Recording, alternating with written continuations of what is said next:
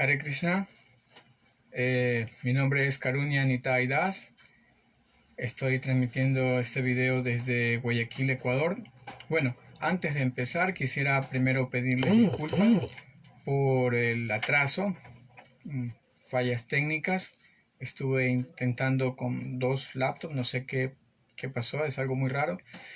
Pero bueno, así que me quedó la opción del celular. Siempre prefiero también hacerlo con la laptop, pero bueno, como dice el dicho, a falta de pan, buenas son las tortas.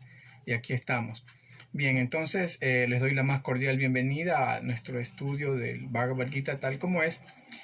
Antes de empezar, por supuesto, quiero reiterarle mi agradecimiento a Chitra Prabhu y también a todos ustedes que nos están siguiendo en este momento en vivo. Bien, entonces vamos al grano para no perder más tiempo. Ya hemos perdido algunos sustanciales minutos. El tiempo realmente es, como dice el dicho, es oro. Nosotros sabemos con mucha más razón que eso es así. Bien, entonces vamos a, como es costumbre, vamos a proceder con la lectura del texto sánscrito original, luego la traducción y el significado que da Srila Prabhupada, y acto seguido pues haré mi comentario del mismo. Bien, entonces arrancamos. Srimad Bhagavad Gita tal como es, capítulo 2, titulado Resumen del contenido del Gita, texto 24. Dice así: Achedyo yang adagyo yang akledyo asosyae bacham nitya sarvagata stanor achalayam sanatana.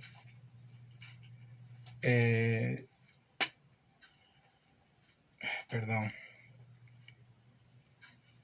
no sé si me escucharon bien todos. Estoy súper un poco despistado por el asunto del contratiempo técnico. Mi hermana dice: uno de estos días se te olvida la cabeza en alguna parte y ni cuenta te das, te vas sin cabeza de la casa. Bueno, creo que tiene razón. Bien, entonces el texto dice lo siguiente, ¿no? Esta alma individual es irrompible e insoluble y no se la puede quemar ni secar. El alma está en todas partes y es sempiterna, inmutable, inmóvil y eternamente la misma. Esa es la traducción que da Su Divina Gracia C. Bhaktivedanta Swami Srila Prabhupada. Significado. Todas estas cualidades del alma atómica demuestran de modo categórico que el alma individual es eternamente una partícula atómica del todo espiritual y que eternamente sigue siendo el mismo átomo sin ningún cambio. La teoría del monismo es muy difícil de aplicar en este caso, porque jamás se espera que el alma individual se vuelva una con el todo una sola cosa homogénea. Después de liberarse de la contaminación material, puede que el alma atómica prefiera permanecer como una chispa espiritual de los refulgentes rayos de la suprema personalidad de Dios. Pero las almas inteligentes entran en los planetas espirituales para asociarse con la personalidad de Dios. La palabra Sarvagata, omnipresente, es significativa, porque no hay ninguna duda de que la entidad viviente se encuentran por todas partes de la creación de Dios. Ellas viven en la tierra, en el agua, en el aire, dentro de la tierra e incluso dentro del fuego. La creencia de que el fuego las aniquila no es admisible, porque aquí se afirma claramente que el fuego no puede quemar al alma. Por consiguiente, no hay duda alguna de que también en el planeta Sol hay entidades vivientes con cuerpos adecuados para vivir allí. Si el globo solar está deshabitado, entonces la palabra Sarvagataha, viviendo en todas partes, carecería de sentido. Om Jnana Timiramdasya Gnanjana Salakaya Chakshum Militanjana Tasmai Sri Gurave Namaha. Yo nací en la más completa oscuridad de la ignorancia y mi maestro espiritual está abriendo mis ojos con la antorcha del conocimiento. A él yo le ofrezco mis más humildes y respetuosas reverencias. Nama Om Vishnu Padaya Krishna Prestaya Bhutale Srimate Yaya Pataka Swami Iti Namine Nama Acharya Padaya Nitai Kripa Pradayane Gaura Kata Damadaya Nagara Grama Tarine Mukang Karoti Bachanam Pangum Nangajate Girim Jat Kripa Tangaham Bande Sri Gurum Dinatarinam Paramananda Madhavan Sri Chaitanya Ishwaram Panchakalpatarubhyas Chakripa Sindhuvya Vacha Patitanam Pavanebhyo Vaishnavebhyo Namo Namaha. Entonces tenemos el texto 2.24 que dice lo siguiente: esta alma individual es irrompible e insoluble y no se la puede quemar ni secar. El alma está en todas partes y es sempiterna, inmutable, inmóvil y eternamente la misma. Bien, entonces esta sección de versos, como ya se ha discutido en versos anteriores, otros expositores han comentado ya mucho sobre las características del alma, y aquí Krishna reitera algo que ya lo mencionó en el verso anterior, en otros textos, y también presenta nuevas características del alma. Anteriormente se dijo, a manera de repaso, lo vamos a ver, que el alma es atómica, es decir, es infinitesimal.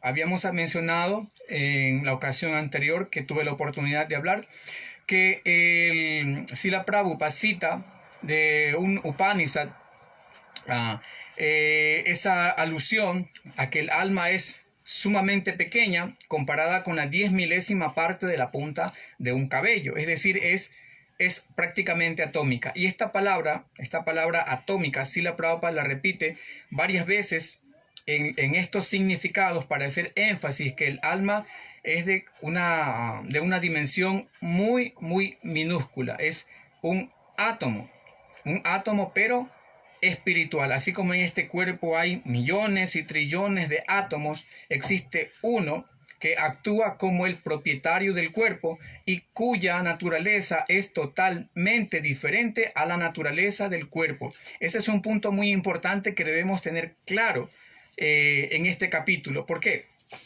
Srila Prabhupada mencionó anteriormente que entender la diferencia que existe entre el cuerpo y el alma, o entre la materia y el espíritu, eso significaba verdadero conocimiento.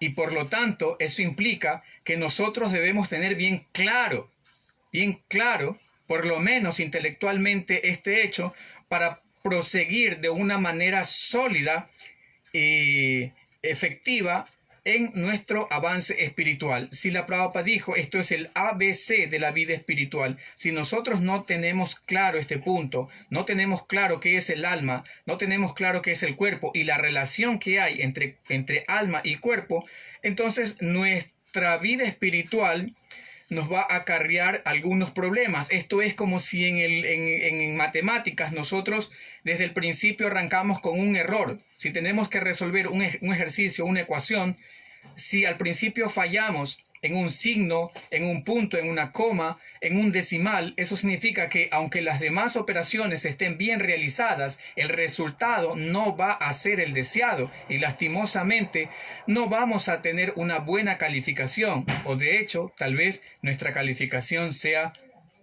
0.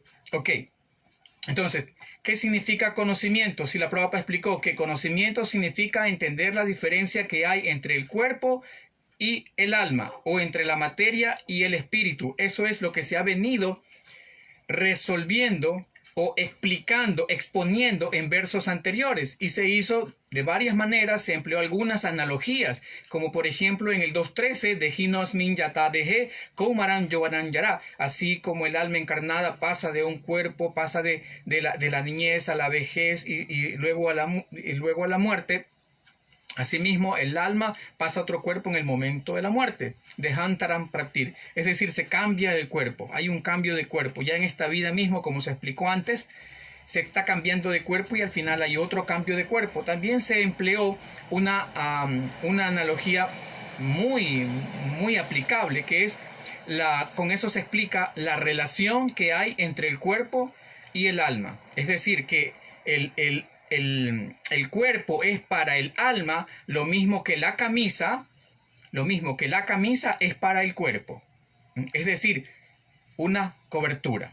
Nada más. Entonces, ¿qué ocurre? ¿No? Eso era en el texto 2:22. Basansi, Yirnani, Yata, Vijaya. La palabra basansi significa bansa, es una camisa, lo que uno se pone, ¿no? Una camisa, la túnica, la curta, la toga, lo que usted quiera que se ponga encima del cuerpo.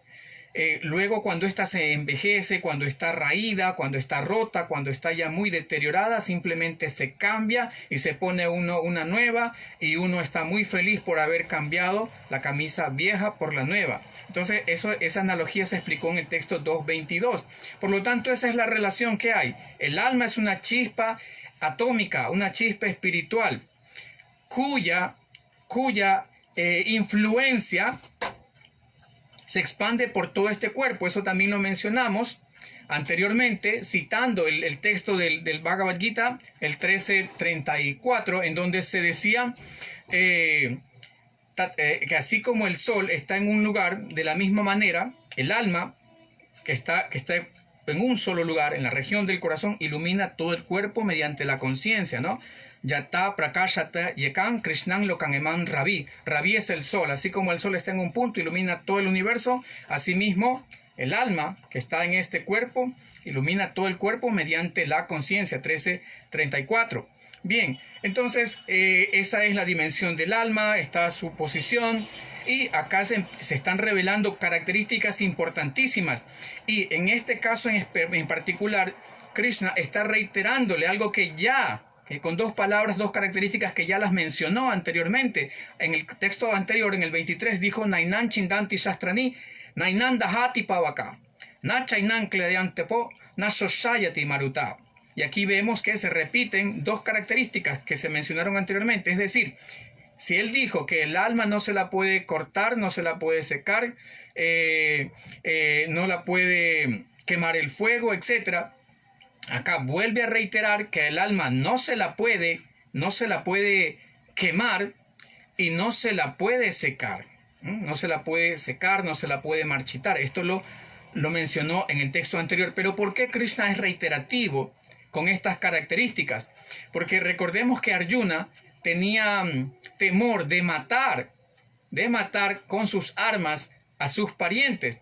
Pero Krishna le está diciendo aquí, el alma es de naturaleza atómica y no la puede quemar ni siquiera el fuego, no la puede afectar el agua, no la puede afectar el aire.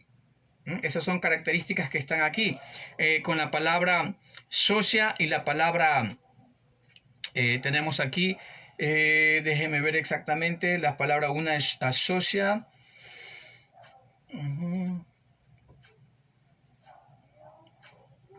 Ajá. Adaya, ¿ok? No se la puede quemar. Y la otra es la palabra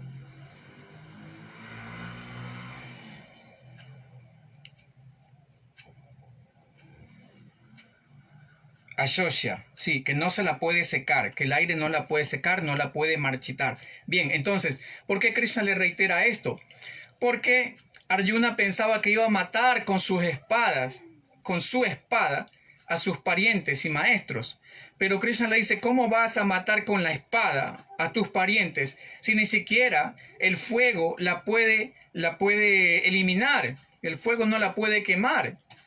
Entonces recordemos que Arjuna no solamente tenía armas como espadas, como flechas, también tenía la capacidad de lanzar brahmastras. Recordemos que en el Bhagavatam se cuenta la historia de cómo Arjuna pudo derrotar a Ashwatam lanzándole un brahmastra. Krishna le dijo a Arjuna, cuando Arjuna corrió a los pies de Krishna pidiendo auxilio, Krishna simplemente le dijo, es como que le dijo: pero ¿qué quieres que yo haga? Si tú tienes tus armas, tienes armas poderosas, saca un arma tuya, saca un brahmastra y lánzalo y derrota a Ashwatam. Krishna así simplemente dijo eso, no dijo nada más, no hizo nada, solamente le dio ese consejo, y Arjuna sacó su brahmastra y pudo neutralizar el brahmastra que había lanzado a Ashwatam. Entonces, acá resulta un poco hasta cómico, hilarante, que Arjuna piense que con su espada puede matar el alma de sus parientes, cuando ni siquiera el fuego la puede eliminar. Entonces, ¿qué puede hacer un arma? Por eso es que Krishna le está reiterando. Lo dijo en el verso 23 y se lo vuelve a decir ahora. No puedes matar, el alma no se la mata con ninguna de estas armas, ni siquiera el fuego la puede eliminar. Siempre pensamos que el fuego lo elimina todo, pero Krishna aquí dice, no, ni siquiera el fuego la puede eliminar. Así que simplemente pelea. Bien, ok, entonces esa es la naturaleza del alma. Y aquí hay algo interesante, algo muy interesante, que Krishna le dice a Arjuna, Achedio Ayam, Adagio Ayam. Está repitiendo 3 veces la palabra Ayam, Ayam. Anteriormente, en el texto 23, era la palabra Enam, cuyo significado es el mismo, y también lo repitió 3 veces. Y acá 3 veces la palabra Ayam. ¿Qué significa la palabra Ayam? Que se repite aquí 3 veces. Eso significa esta alma. Krishna le dice, esta alma no se la puede romper, no se la puede disolver, no se la puede quemar, no se la puede secar. Ella es inmutable, inmóvil, eternamente la misma, es sempiterna. Está diciéndole esta alma. Pero ¿a qué alma se refiere Krishna? Si ustedes revisan los textos de esta sección que habla de las características del alma, hasta este punto no está claro a qué alma se está refiriendo Krishna. Porque simplemente dice Ayam, esta alma es irrompible, insoluble, etc. Lo dijo anteriormente también. Y las veces anteriores que ha hablado, Krishna simplemente está enunciando, está explicándole a Arjuna las características del alma. Pero, ¿de cuál alma? ¿De qué alma está hablando Krishna? Porque hasta aquí no hay ninguna clarificación, aclaración de a qué alma se refiere. Por supuesto que nosotros sospechamos, o podemos utilizar esa palabra, si no tuviéramos los significados de Srila Prabhupada. Hagamos de cuenta de que estamos leyendo los textos originales sin los significados de Srila Prabhupada, o tal vez como nos ha ocurrido o les ha ocurrido a muchos devotos que primero, antes de poder leer la versión del Bhagavad Gita como es realmente, de su divina gracia Seva Bhaktivedanta Swami Srila Prabhupada, han tenido la oportunidad tal vez de leer otros Gitas en donde no hay significado, solo traducciones, y se nos haría difícil, un poco difícil hasta este punto, tener claro a qué alma se refiere Krishna. Si se refiere al alma de Arjuna, que es el alma de toda entidad viviente, o se refiere a su propia alma, porque Krishna dice, Ayam, Achedio, Ayam, Adagio, Ayam, esta alma es irrompible, esta alma es insoluble. ¿Cuál alma? Pero sospechamos que existe una diferencia entre el alma de Arjuna y el alma de Krishna, vamos a decirlo así, ¿no? Como si no sabemos nada de la conciencia de Krishna, como que es primera vez que abordamos el Gita sin los significados de Srila Prabhupada. Aún así sospecharíamos que existe una diferencia, porque Sanjaya, en el texto 2.2, llama a Krishna Bhagavan, y allí Srila Prabhupada da su explicación, su significado, anotando la posición de este Krishna como Bhagavan.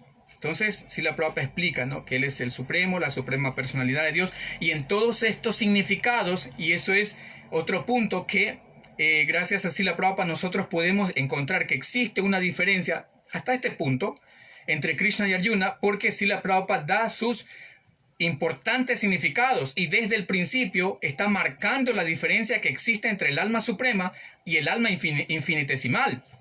En sus significados anteriores, él explicó esto, la posición de Krishna, y también citó de los Upanishads, si no me equivoco, Katha Upanishad, la versión védica de los dos pájaros en un árbol. También allí se dice, no es el texto que Srila Prabhupada cita en un significado anterior, en el texto 22, me parece que está, ese texto del Katha Upanishad que habla de estos dos pájaros, pero también en otro Upanishad se dice Dua Suparna Sayuya Sakaya. Dua Suparna. Suparna significa aves o pájaros. Entonces Dua significa dos. Dua Suparna Sayuya Sakaya. Y uno de ellos es el amigo, un Saka, es el amigo del otro. Y ese es el que no disfruta de los frutos del árbol, pero la jiva, el alma espiritual, está disfrutando de esos frutos, pero Krishna está simplemente observándolo. Ya hablamos en un espacio, aparte de este que también estudiamos el Gita, que ustedes también siguen seguramente, Bhagavad Gita tal como es, mencionábamos cómo este pájaro, el pájaro supremo, que no disfruta de esos frutos del árbol, funciona como el testigo y el sancionador. Habíamos citado el texto 13:23, Upadrasta Tumantancha Bharta Bhokta Maheshwaram, es decir, ese pájaro es el que funciona como observador de las acciones de la jiva. Bien, entonces, volviendo al punto de a qué alma, a Jan Atma, a qué alma cuál es esta alma a la que Krishna se está refiriendo. Bien, este punto también es tema de discusión en el Vedanta, en este espacio que mencionábamos, donde la semana pasada dimos una clase del texto 15.15, citábamos al Vedanta Sutra como tema de discusión en el capítulo 15.15 del Gita, y justamente este punto también es mencionado al principio del Vedanta Sutra, porque allí ustedes recordarán que se dice Atato Brahma Jigyasa. Entonces, Srila Baladeva Vidyabhusana resuelve esa inquietud y, mejor dicho, desde Vyasa de mismo resuelve esa inquietud. Baladeva Vidyabhusana lo explica también en su comentario Vaishnava del Vedanta Sutra, porque allí se puede presentar también la pregunta, y de hecho la samsaya, que es la duda, se manifiesta cuando preguntamos, bueno, ¿a cuál Brahman? Porque en las escrituras se dice, Aham Brahmasmi, yo soy Brahman. Se dice que, por ejemplo, en el capítulo 14, texto 27, Krishna dice, Brahmanohi Pratista Aham, yo soy el fundamento del Brahman. Todo es Brahman en realidad. Incluso también en el Gita se le llama Brahman a la sustancia material total. Mama Yonir Mahabrahma, dice el capítulo 14 mismo, si no me equivoco. Mama Yonir Mahabrahman, es decir que esta sustancia material también es Brahman. Entonces, ¿a qué Vyasa le está llamando Brahman? También surge esa inquietud. ¿Al alma infinitesimal o al alma suprema? Porque ambas son Brahman. Entonces, allí se resuelve esa inquietud en el segundo aforismo, en el segundo sutra del Vedanta, cuando se dice Janmadi Asya Yata. Es decir, que ese Brahman al que se está refiriendo desde el principio el autor Vyasa es la causa de la creación, la manutención y la destrucción de todo la existencia, de la naturaleza material, de todo, absolutamente de todo. Por lo tanto, nosotros podemos estudiarnos y ver si nosotros somos la causa de todo. Y obviamente el resultado de nuestro análisis, de nuestro autoestudio, es que nosotros no somos ese Brahman al que se está refiriendo Vyasa en el Vedanta Sutra. Por lo tanto, ¿a qué alma se refiere Krishna? En este caso en particular, Krishna en el capítulo 2 se está refiriendo a la jiva infinitesimal. En el Vedanta se refería a Krishna, pero acá se está refiriendo a el alma infinitesimal, como Srila Prabhupada desde el principio lo está aclarando. ¿Y por qué Srila Prabhupada lo aclara? A veces hay lectores que manifiestan estas inquietudes, dicen por qué Srila Prabhupada interpreta y Srila Prabhupada no interpreta. Aquí hay que tener claro dos cosas: qué es una interpretación y qué es una explicación. No es lo mismo. El que interpreta no conoce, y esto es muy importante, el que interpreta no conoce lo que tiene en mente el autor de la obra. Simplemente especula con lo que lee, especula con lo que estudia, le da su propio entendimiento, como decíamos la semana pasada en ese espacio de estudio del Gita, citando el Sat Darshan, los otros autores de estos enfoques o darshan de las escrituras védicas, cada uno de ellos, como Kanada, Kapila, etc., daban su propio entendimiento de las escrituras. Ellos daban su propio análisis, su propia tesis de los Vedas. Esa es una persona que interpreta, pero una persona que explica, conoce cuál es la mente del autor de la obra, el propósito del autor de la obra. Por eso es que Srila Prabhupada, conociendo el final del Gita y el propósito del Bhagavad Gita y el propósito en sí de todo el conocimiento védico, perfectamente él da sus significados y por adelantado nos está previniendo de cometer el error de pensar que esas dos almas, el alma infinitesimal y el alma suprema, son la misma. ¿Okay? Ahora, aquí es importante mencionar también que existe esa diferencia abismal entre las dos. Aunque las dos son Atma y las dos son Brahman, la una es Anu Atma. La palabra Anu significa átomo. Anu es átomo. Anu Atma, es decir, el alma atómica, como Srila Prabhupada se ha referido varias veces en estos significados del alma. Y también está el Param Atma, es decir, el alma suprema, que es Krishna. Bien, entonces esas dos almas son Brahman, son trascendentales, pero la una es infinitesimal y la otra es el alma suprema. Bien, entonces, aclarado esto, respecto a un poco a la posición de ambas almas y la relación que tienen la una con la otra, la infinitesimal es la sirvienta del alma suprema. Entonces analicemos brevemente las características que se mencionan aquí del alma. Acá se están dando 9 características del alma, 2 de ellas ya, o 3 tal vez, porque la palabra sanatana significa eterna, y eso también se mencionó anteriormente. Por ejemplo, desde el texto 2.12, Krishna mencionó, ¿no? Natuevahan yatunasan natuan neme yanadipa. Nunca hubo un tiempo en que ni él, ni Arjuna, ni todos esos reyes no hubieran existido, siempre existieron. Entonces está reiterando la eternidad del alma. Y nos vamos a enfocar aquí ya mencionamos un poco la de que no le afecta el fuego, el agua.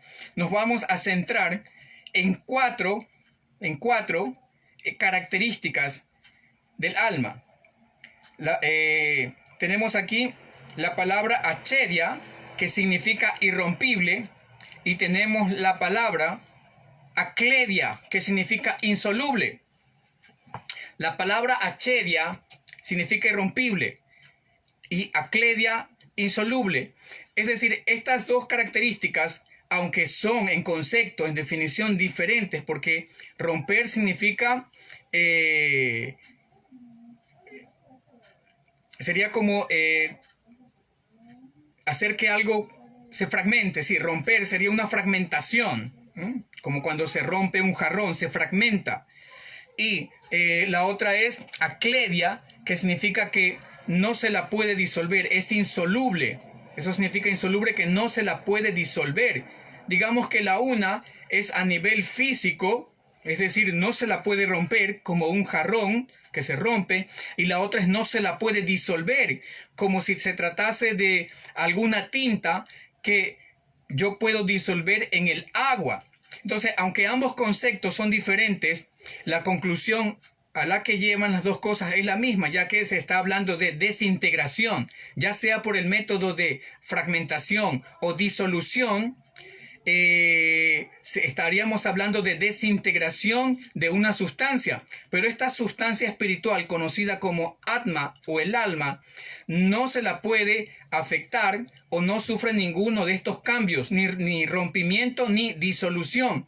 Ese punto es muy importante y tomen nota porque lo que nosotros estamos aprendiendo en este capítulo y específicamente en este verso es suficiente como para refutar la teoría Mayavadi, la teoría monista de que existe una sola alma o de que al final esta Ayan Atma Brahman, es decir, esta alma que es Brahman, Ayan Atma Brahman, al final, luego que ocurre la desintegración de todos los elementos materiales y como explica el Bhagavatam y como explica los Upanishads, se vuelven a integrar con la naturaleza material, esta alma sale, si por supuesto, si está en el estado de mukti, de liberación, sale y se funde en la trascendencia o se funde en el Brahman impersonal. Con este texto es suficiente como para refutar y echar por tierra ese postulado Mayavadi que habla de la fundición del alma con la superalma. ¿Por qué? Porque aquí claramente se dice que el alma no se la puede fragmentar, no se la puede fraccionar y no se la puede disolver. No es como una gota de agua que entra en el océano y se funde en el océano. O como otros dicen, el aire que se funde en el aire total. No, el alma no funciona así. Ella no se puede, en realidad no se puede fundir. Srila Prabhupada explicó que esto, cuando las escrituras hablan de fusión, estamos hablando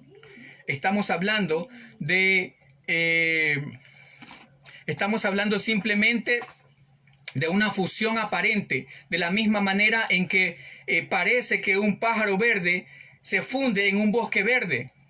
Es difícil, ¿no? O es como, por ejemplo, cuando estos soldados, los soldados llevan su camuflaje y entran a la selva, difícilmente alguien los puede ver.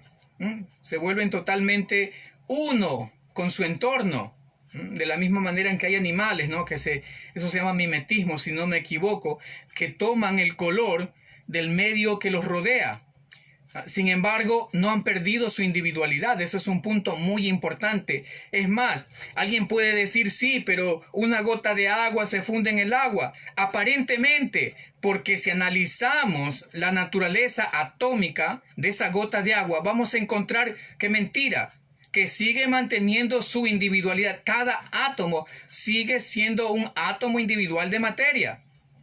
De la misma manera, el alma, si ella desea, como Srila Prabhupada dice en el significado, puede que ella desee alcanzar ese tipo de liberación que se conoce como Sayukya Mukti, fundirse en la refulgencia Brahman.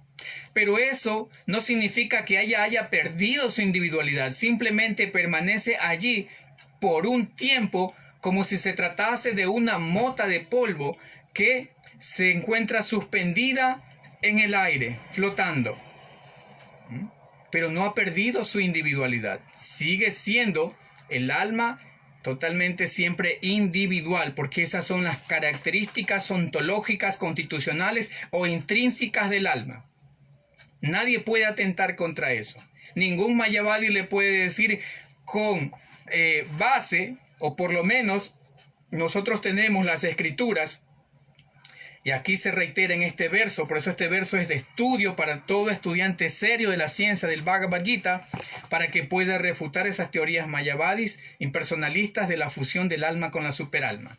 Bien, entonces, ahora alguien puede objetar y puede decir, sí, pero en algunas ocasiones en las escrituras se habla de esto de que se funde. ¿Qué es lo que realmente se funde?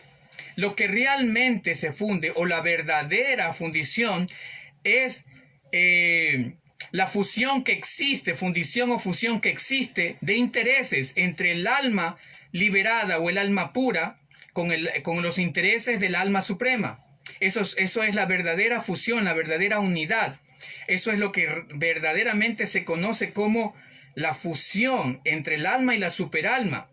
¿Por qué? Ya estamos viendo de que no hay anulación de personalidad.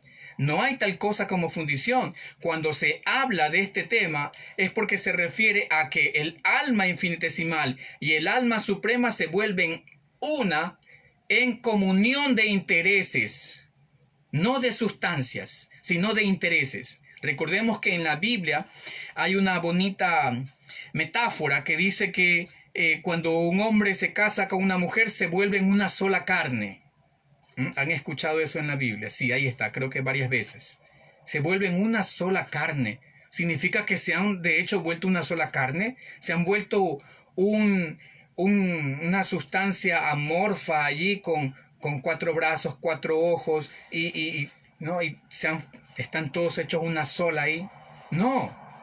¿A qué se refiere eso? Que se han vuelto una sola carne. Se refiere a que en intereses son los mismos. Por eso es que Srila Prabhupada en el significado del Srimad Bhagavatam, del cuarto canto, capítulo 18, texto 42, Srila Prabhupada dice: para el devoto avanzado no existe diferencia entre sus intereses y los intereses de la suprema personalidad de Dios.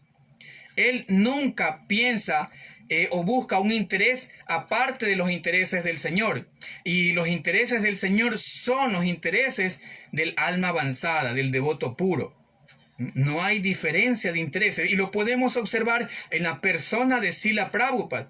Nunca Srila Prabhupada hizo algo que no estuviera en armonía con los intereses de la suprema personalidad de Dios, Sri Krishna. Siempre en comunión. Eso es el verdadero sentido de fusión, de fusionarse. Y eso es más importante que la supuesta, vamos a decir, ¿no?, que por el argumento vamos a aceptar que existe algún tipo de fundición entre el alma finita y el alma infinitesimal. Pero en la verdadera fusión o la fusión superior es la fusión de intereses. ¿Por qué? Por ejemplo, esta mano está fusionada con el cuerpo, ¿verdad? Está integrada aquí, una sola, somos un solo cuerpo. Pero ¿de qué me serviría a mí si mi mano no ayuda a mis intereses? Por ejemplo, si yo quiero beber un vaso de agua y la mano, en vez de llevarle el vaso con agua a la boca, me lo tira encima, se vuelve un obstáculo. O si yo quiero escribir, pero mi mano está haciendo cualquier disparate por allí, entonces no me ayuda, es un obstáculo. Por mucho que esté ligada a mí, es un obstáculo. De la misma manera, el alma puede que decida egoístamente no servir al Señor, no actuar en comunión con sus deseos. Krishna lo permite. Ustedes saben que al final del Gita, Krishna respeta esa libertad, ¿no? Cuando le dice a Arjuna, por ejemplo, ya te chasi tatakuru, ahora actúa como tú quieras. Krishna respeta esa individualidad, ese libre albedrío, esa pequeña independencia de cada entidad viviente. Krishna respeta. Entonces puede ser que alguien se niegue a servir al Supremo. Puede que alguien no quiera, pero está obstaculizando su labor, su trabajo. Entonces, ¿de qué sirve esa supuesta fusión si no actúa esa jiva, esa entidad viviente, en el servicio del Señor o en comunión con los deseos del Señor? Por lo tanto, la verdadera fusión es la fusión de intereses. Eso es la verdadera unión, la verdadera comunión. Bien, entonces, eso en cuanto a esta característica, ¿no?, de Akchedia y Akledia. ¿Ok? No hay tal cosa como fragmentación del alma y no se la puede fusionar con ninguna otra sustancia, como si se tratase de tinta que se disuelve en agua. Así no actúa el alma. Así que refutada totalmente la teoría Mayavadi de la fusión del alma con la superalma. La otra característica resaltante, de todas podríamos hablar, por supuesto, pero por cuestiones de tiempo no nos podemos explayar en todas, pero sí estamos mencionando las que tal vez nos resulten, o por lo menos en mi caso personal, siempre me resultaron más llamativas. La otra característica es Sarvagata. Sarvagata significa omnipresente. Esta palabra también, Srila Prabhupada, o el Gita, mejor dicho, la hace alusión a ella en el capítulo 13, texto 30 y 31, si no me equivoco, por allí. Sarvagata significa omnipresente, pero esta palabra a veces es mal tomada también por los filósofos monistas o mayavadis, quienes dicen que aquí se reitera, Krishna está mencionando que el alma es omnipresente. Eso significa que cuando ella alcanza mukti, o incluso mientras está en este cuerpo, ella llega a ser omnisciente. ¿Qué significa realmente la palabra Sarvagata? Significa que es omnipresente, es omnisciente, pero porque existe el alma en todas partes, es decir, en todos los rincones de la creación del Señor, se encuentran las entidades vivientes, ya sea en el planeta Tierra, en la Luna, incluso en el Sol. Srila Prabhupada refuta esa teoría de que los científicos dicen que no existe vida en otros planetas. Mentira, porque la versión védica dice Sarvagata. Ella está en todas partes. Es decir, está en el Sol, está en la Luna, está en los planetas, está en todos los lugares de esta creación. Incluso está presente dentro del agua, dentro del fuego. Hay entidades vivientes que pueden vivir en condiciones que obviamente ninguna criatura como nosotros pudiera subsistir. Es decir, que en cada rincón de la creación existen condiciones particulares, específicas, para que allí habiten seres vivientes con características apropiadas a ese lugar. Por ejemplo, en el Polo Norte tenemos los osos polares, quienes están capacitados físicamente por la naturaleza para poder existir en ese medio. También encontramos en el agua que los peces están dotados con branquias para poder respirar. Hay otras criaturas que prácticamente viven en lugares en donde no llega el oxígeno o ni siquiera llega la luz, pero están capacitados para vivir dentro de ese medio. En nuestro propio intestino viven otras entidades vivientes que están capacitadas para sobrevivir a ese calor y a esas condiciones tan ácidas dentro de nuestro cuerpo. Entonces, en cada lugar las condiciones son diferentes para diferentes tipos de entidades vivientes. Por lo tanto, se confirma la versión védica de que el alma es Sarvagata, está en todas partes. No que ella se vuelve omnisciente. Ella tiene conocimiento limitado a su propio cuerpo. Ella es omnisciente en este cuerpo. Eso también se explica en el capítulo 13 del Bhagavad Gita, cuando se habla del Kshetra. Este es el Kshetra, y el alma es conocedora de este Kshetra. Ella es el Kshetragya. Pero existe alguien que conoce todos los campos, y esa es la superalma, presente en todos ellos. Bien, entonces esta es la verdadera explicación de la palabra Sarvagata, otra característica del alma. Bien, y finalmente tenemos la otra característica que dice que, y esta tal vez resulte entre todas las que están aquí, por lo menos a mí me resultaba la más desconcertante cuando recién leí esto por primera vez, es que allí se dice que ella es Achala, inmóvil. Inmóvil. ¿Cómo puede ser inmóvil el alma? Interesante. Incluso podemos irnos a la versión védica que dice que cuando la Jiva fue, entre comillas, creada por el Supremo, entre comillas, ustedes ya saben por qué las comillas, cuando la Jiva fue creada por el Supremo, a ella se la dotó de 3 potencias, que son Icha, Icha Shakti. Icha significa poder volitivo.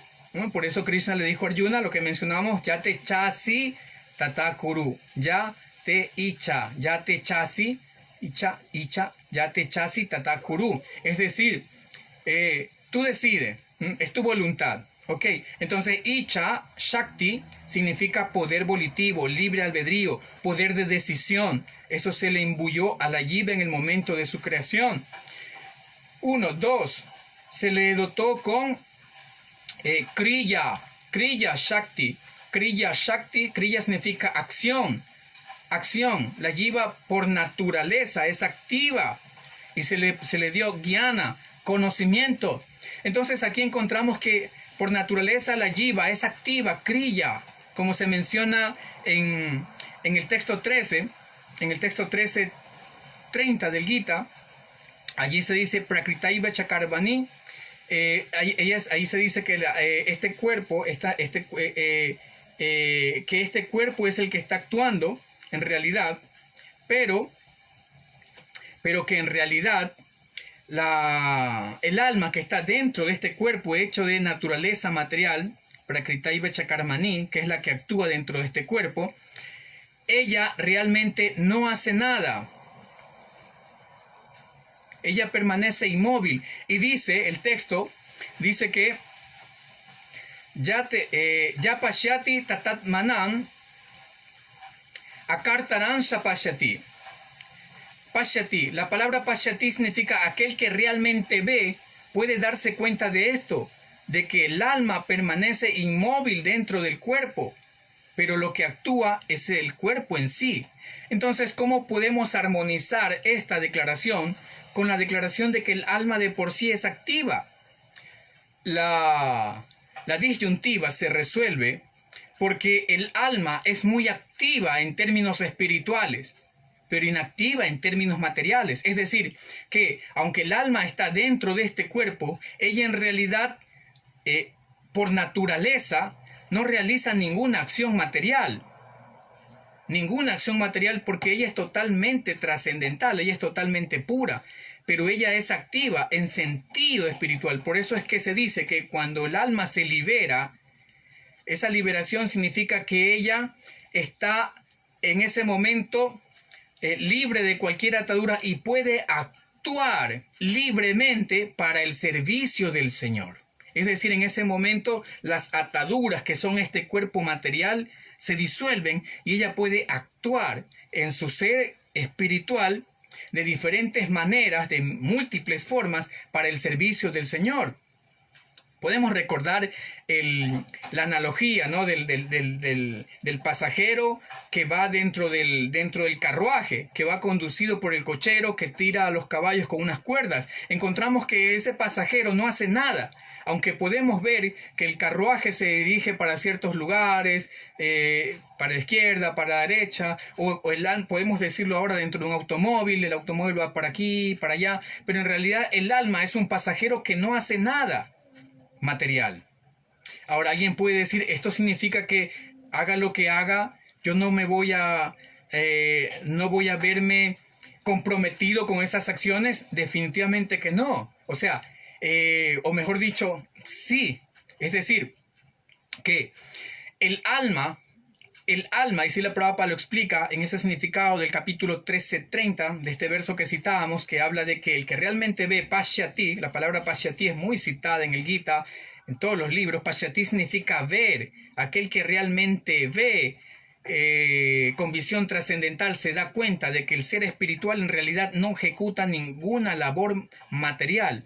Es simplemente una especie de testigo de lo que hace el cuerpo. Pero ¿por qué sí se ve comprometida el alma si ella no tiene que ver con el cuerpo? Porque ocurre que hay un vínculo, hay una especie de hilo que une al alma con el cuerpo. Srila Prabhupada lo menciona en ese significado del capítulo 13:30 y lo mencionó o lo mencionará en el capítulo 15 cuando habla del árbol, ¿no?, que está invertido. Dice que se refleja en las aguas del deseo. Eso es lo que mantiene un vínculo entre el alma y este cuerpo, debido a los deseos. Ella se identifica con este cuerpo, ella cree ser el cuerpo, como dice el Srimad Bhagavatam, cree ser la entidad viviente, cree ser materia, y por lo tanto tiene que verse afectada por las acciones y reacciones relacionadas con este cuerpo. Pero en definitiva, ella no tiene nada que ver con las acciones del cuerpo. Solamente esto lo puede ver una persona que tiene esa visión trascendental, que sabe perfectamente estas verdades y que las ha realizado también. Entonces, estas son algunas características del alma que Krishna le está explicando en este momento a Arjuna. Y ya para ir concluyendo, nosotros debemos tener muy claro estas características para poder explicárselas también a los demás y también para poder, ¿por qué no?, refutar, si se da el caso, refutar si la Prabhupada quería que sus estudiantes estén bien armados, porque el Shastra es un astra. El Shastra es un astra, es decir, el Shastra es un arma con la cual uno destruye, aniquila, derrota la ignorancia. Y estos postulados, estas tesis mayavadis también son otra forma de avidya, otra forma de ignorancia, como lo dice también el Sri Isa Upanishad. Bien, entonces Krishna le reitera todas estas características de la inmortalidad del alma, de la eternidad, de su naturaleza inmortal, para que Arjuna pierda el temor o abandone esa idea de que él puede matar a sus parientes. Y aquí se presentan estas importantísimas características que también van a seguir siendo reafirmadas en textos posteriores, y en donde Krishna también vuelve a reiterar o remarcar algunas características que ya mencionó anteriormente, como la inmutabilidad. Por ejemplo, esta inmutabilidad que se menciona en el texto 24 también se vuelve a mencionar en el próximo verso, en el texto 25. Inmutable significa que no cambia. Eso ya también lo estudiamos anteriormente cuando explicamos que el cuerpo pasa por una serie de cambios. Nace, crece, tiene sus productos, permanece, decae y finalmente se desintegra. Pero el alma no atraviesa ninguno de estos cambios. Ella es siempre la misma. Bien, entonces hasta aquí nuestra explicación del texto 24 del capítulo 2 del Bhagavad Gita tal como es. Hare Krishna, muchas gracias. Todas las glorias a Srila Prabhupada aquí. Bien, no sé si haya alguna pregunta. Revisaré brevemente. Ok. Dice Chitrak, reverencias, Chitrak Prabhu, impresos. Hare Krishna, impresos. Karina Acevedo, Hare Krishna Prabhu, nuestra reverencia. Dice, somos de Entre Ríos, Argentina, Krishna Priya, y de Nupal. Disculpen, yo soy bastante corto de visión, pero creo que dice de Nupal. Ok, Hare Krishna, mis reverencias para ustedes, muchas gracias. Eduardo Pineda, Hare Krishna, de El Salvador, reverencias Eduardo. Cristina Cultiva, reverencias Cristina también. Vishwamrita Das, Prabhuji, reverencias. Impresos Das Haribol, lo veo desde El Salvador, mis reverencias. Saludos a los devotos del Salvador. Krishna Kripa, reverencias. Fredo Castro, reverencias. Vishwamitra, una impresionante aluvión de Shastra, reverencias a sus pies. Solamente la misericordia de Guru y Srila Prabhupada permiten que uno pueda aportar con algo para esta misión insignificantemente. Govinda Damodar Das, Hare Krishna Prabhu, acepte mis reverencias, por favor acepte las mías también, Govinda. Muchas gracias a usted. Beltrán, muchas gracias. Prabhu, muchas gracias. Y Bhakta Gustavo, Hare Krishna, reverencia, muchas gracias por la clase. Karunya, Prabhu, y mis sinceras reverencias también, Gustavo. Govinda Damodar Das, Jai, Govinda. Bien, entonces aparentemente no hay inquietudes, ha quedado relativamente claro. Igual vienen más textos con más características, unos pocos más, y si surge alguna inquietud, pues ustedes pueden plantearla a los siguientes oradores también. De mi parte, mis más sinceros agradecimientos a todos ustedes por ser estudiantes continuos y muy entusiastas de esta ciencia del Bhagavad Gita tal como es. Mis sinceras reverencias, todas las glorias a Srila Prabhupada. Estaremos viendo en una próxima ocasión. Hare Krishna.